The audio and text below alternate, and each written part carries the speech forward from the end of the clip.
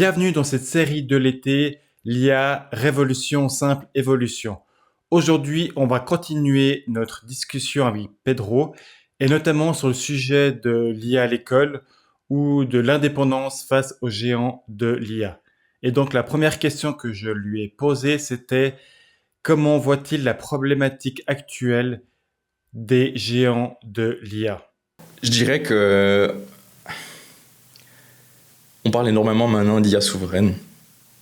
C'est un des gros débats. C'est de chaque pays aimerait avoir sa propre IA pour justement être indépendant de ces géants dans l'industrie de l'IA. Pour cela, on a quand même la chance d'avoir des organes et même des entreprises qui créent des modèles locaux et donc des modèles plutôt open source. Donc on a énormément de gens qui ont toujours poussé l'open source. Et je dirais que ces progrès vont tellement vite qu'on sera voué à un moment ou à un autre d'avoir un équivalent de la puissance de ChatGPT, mais local. Mm-hmm. C'est déjà bientôt le cas au final avec ce que fait Meta. Ils ont des très très bons modèles locaux, ou même plus proches, en France avec Mistral. Et ces modèles-là, une fois qu'ils sont sur notre ordinateur, eh bien, ils sont à nous, entre guillemets. C'est-à-dire qu'on peut faire des requêtes, et puis eux, à part si notre ordinateur tombe en rade, ils vont toujours fonctionner. Et je pense qu'on parlait avant d'éducation, c'est important d'apprendre aux jeunes générations que l'IA, ce n'est pas que ChatGPT. Ce n'est pas que Gemini de Google, mais que c'est un concept plus général et qu'on peut très bien le manipuler nous-mêmes. C'est clair, ça demande des connaissances, mais c'est pas non plus rocket science. En un tuto, on sait utiliser un modèle open source. Tu vas sur YouTube maintenant, tu as tellement d'apprentissage sous la main que je pense que tu lui demandes juste comment utiliser de l'IA sur mon ordinateur et tu auras une vingtaine de vidéos qui vont t'expliquer comment le faire. Ouais.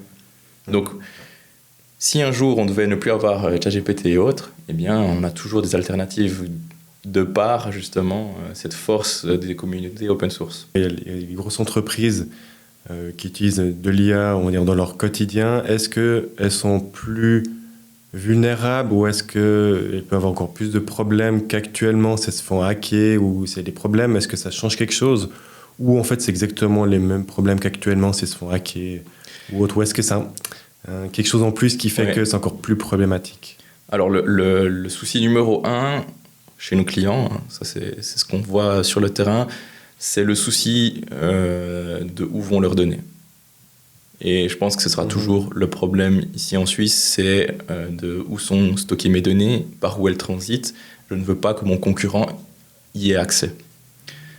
Pour mitiger ce risque, il y a deux façons de les contrer. La première, c'est l'open source. Ça veut dire que le modèle d'IA va vivre sur le serveur du client, et donc aucune donnée ne sortira de son réseau. Et donc OpenAI, Google, Anthropic et autres ne verront jamais les données transiter chez eux. Le défaut un petit peu de cette solution-là, c'est qu'à l'heure actuelle, les modèles open source sont performants, mais pas autant que ceux qui sont hébergés chez OpenAI et autres. Et en plus, ça nécessite une puissance de calcul. On a besoin de matériel pour faire tourner ces modèles open source parce que ça reste des gros modèles. Quand on dit des gros modèles, c'est qu'on a besoin de puissance de calcul par carte graphique, par GPU, mais aussi de stockage. Si on prend la suite Llama de chez Meta, un de leurs modèles les plus puissants nécessite, je crois, dans les 200 gigas de stockage. Donc voilà, il y a vraiment toute une problématique qui englobe ces modèles locaux. En fait, il faudrait déjà une infrastructure assez conséquente pour avoir à l'interne de l'entreprise. C'est ça. Pour mitiger ce deuxième problème, on a des entreprises ici en Suisse qui proposent de stocker ces modèles-là sur leur infrastructure et donc du coup de faire payer le passage des données chez eux. Maintenant, la question se pose de nouveau. Est-ce que je vais pouvoir faire confiance à quelqu'un qui va quand même voir mes données? Certes, elle est en Suisse, mais on ne peut pas toujours tout avoir. Ouais, c'est clair. Ouais. Nous, ce qu'on conseille, c'est si les données sont hautement sensibles, typiquement dans le médical, dans le domaine RH, alors on a l'obligation presque d'utiliser des modèles locaux. Ok, ouais. À partir du moment où il y a des données qui parlent de personnes, qui parlent de diagnostics vitaux, etc., c'est hors de question de déléguer finalement le traitement des données à l'extérieur. Peut-être dans la partie plus de création de contenu ou autre, on voit que maintenant, il y a des posts qui se font automatiquement LinkedIn et autres. Puis il y a ce côté où il n'y a pas ce côté humain derrière. Ce côté vraiment en fait, ça fait automatiquement toutes les choses. Puis il y a tout qui se ressemble un peu. Et puis il n'y a plus ce côté humain derrière ça. Comment tu vois un peu la chose? Est-ce que aussi dans certaines tâches, il n'y aura plus que ce côté vraiment machine qui sera derrière, pas ce côté humain? Peut-être des erreurs, peut-être des tics de langage écrits. Enfin, ça, tu en penses quoi? Enfin, de ce côté, en tout cas peut-être pour la création de contenu, c'est ce qui me vient en tête, de quelque chose d'assez uniformisé au final. Oui. Alors il y a plusieurs courants de pensée là derrière. J'ai entendu parler certaines personnes qui disent que ça va permettre un peu de lisser les contenus sur le Internet. Et donc, vu qu'un LLM a tendance à plutôt vouloir donner quelque chose de positif, vouloir donner quelque chose, même je dirais plutôt neutre, on va peut-être avoir un contenu plutôt lissé que quelque chose aux extrêmes où c'est toujours peut-être tout le temps négatif, tout le temps très positif. Et donc, ça va peut-être lisser la vague de contenu. Mais moi, je dirais que là où c'est le plus frappant, c'est peut-être dans le domaine de l'éducation. AI Suisse a fait un papier blanc là-dessus où ils expliquent vraiment la nécessité d'accompagner le domaine de l'éducation face à la montée de l'IA. Il y a énormément maintenant d'étudiants qui utilisent cet outil pour faire leurs devoirs, pour rédiger des textes complets. Et donc, c'est très difficile maintenant de savoir d'un texte s'il est rédigé par IA ou si c'est l'élève qui l'a fait. Et donc, on voit que c'est une tâche vraiment complexe maintenant de savoir comment les accompagner, ces élèves, comment accompagner les plus jeunes générations à faire face à ce genre d'outil qui est puissant et ne pas finalement les abrutir, si j'ose dire, parce qu'on voit, il y a des gens maintenant, au lieu de penser par eux-mêmes avant de résoudre un problème, le premier réflexe, c'est ChatGPT. Ouais. Et donc, il y a un impact de ces outils, je pense, sur la société. Et ça, on va le voir, je pense, dans les années à venir, comment cet impact se dessine. Quant aux réseaux sociaux, qui était la question originelle, on le voit sur LinkedIn, typiquement. Énormément de contenu parle d'IA. Énormément de gens, je pense, génèrent leur contenu par IA.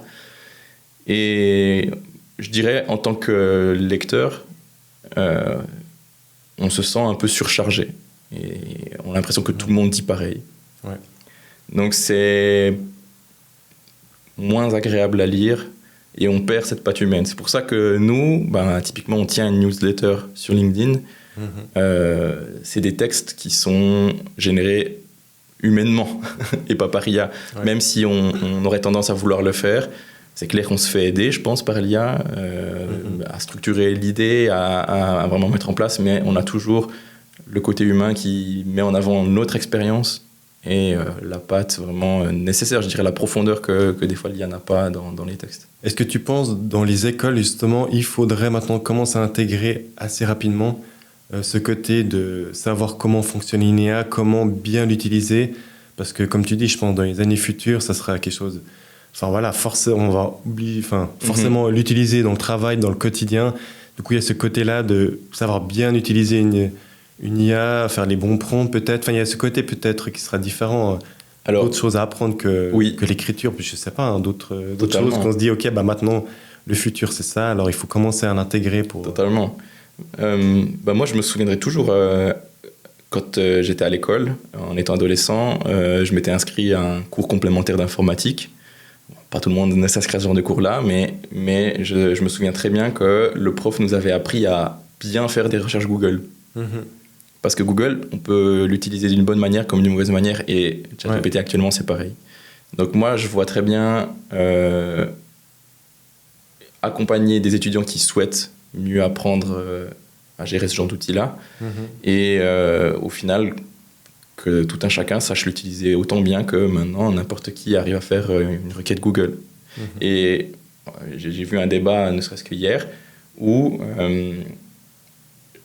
des gens disaient que à l'avenir, nos enfants vont très certainement dire: ah, mais vous faites encore des recherches Google, ou vous faisiez des recherches Google, vous faisiez une recherche, il y avait 20 liens bleus à devoir chercher pour trouver enfin une bonne réponse, alors que moi maintenant, j'ai mon IA personnalisé, et puis le matin je lui demande quel temps fait-il, et puis il me répond de manière très précise, sans devoir aller moi chercher sur XY application, parce qu'on aura une IA presque omnisciente qui sera capable de répondre toute seule. Ouais. Et justement, donc il y aura ce côté que ça sera quasi tout automatique. Donc après aussi par rapport au cours, à l'apprentissage aussi, peut-être ça sera aussi différent. De ce côté-là, on fait des dissertations, on fait plein de choses comme ça, puis peut-être ce côté-là sera plus vraiment important, mais il y aura plus ce côté, ok, comment on utilise bien l'IA pour pouvoir en fait avoir un résultat. Ce sera plus la notation de dire, ok, comment tu as utilisé l'IA, comment tu as fait tes prompts, comment tu as utilisé les bons outils pour avoir un résultat final, et pas forcément que regarder sur le résultat final, en fait, de se dire, ok, est-ce que tu as fait une belle dissertation, est-ce qu'il y a des fautes, est-ce que pas comment ton raisonnement, mais plutôt la partie comment arriver au résultat, peut-être. Totalement. Ça. Alors, moi, parfois, ça m'arrive d'être expert pour des travaux de bachelor dans le domaine de l'IA, justement. Et je lis, du coup, pas mal de rapports d'élèves. Et depuis que ChatGPT est là, j'ai vu l'impact de cet outil dans ces rapports. Donc moi, je sais que la plupart des élèves l'utilisent, c'est une vérité. Et moi, je dirais, je viens de ce domaine, donc ça ne me dérange pas. Au contraire, je dirais aux élèves, oui, utilisez ce genre d'outil à disposition, mais utilisez-le bien. Parce que j'ai vu des différences entre des personnes qui l'ont bien utilisé et qui ne l'ont pas bien utilisé, et c'est flagrant. Et c'est pour ça que j'insiste sur le fait que lorsqu'on utilise de l'IA, il faut toujours revérifier ce qui est généré, parce que des fois, il y a des hallucinations, et donc on ne peut pas faire confiance à 100% à ce qui est sorti par ChatGPT. Et j'ai vu les différences entre un élève qui arrive à bien utiliser ChatGPT, relire, mettre de la patte humaine derrière, et un autre élève qui a juste rédigé un rapport parce qu'il fallait en rédiger un. Et là, il y en a un qui est plus récompensé que l'autre au niveau de la note. On voit que l'IA nous questionne sur tous les domaines de notre société, et même dans l'éducation. On aura une dernière vidéo sur le sujet avec Pedro. Ensuite, à la rentrée, il y aura des nouvelles vidéos, du nouveau contenu, des nouveaux concepts. Donc, si tu veux voir tout ça, abonne-toi. En attendant, porte-toi bien. Je te souhaite une bonne journée, une bonne semaine, et ciao!